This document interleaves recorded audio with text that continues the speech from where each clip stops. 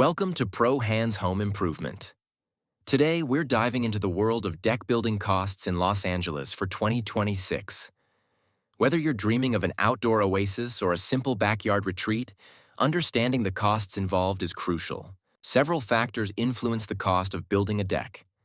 The size and complexity of your deck, choice of materials like wood, composite, or metal, and any custom features such as built-in seating or lighting can all impact the final price.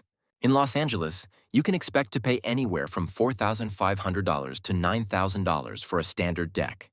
Labor costs typically range from $1,500 to $3,500, while materials can cost between $3,000 and $5,500. Don't forget about permits, which can add $100 to $500 to your budget.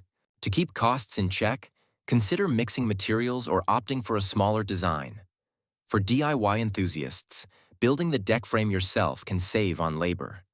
However, for a polished finish, professional guidance from a trusted contractor is invaluable. Ready to start your deck project? Visit ProHandsHandyman.com for a free consultation and expert advice tailored to your needs. Let's make your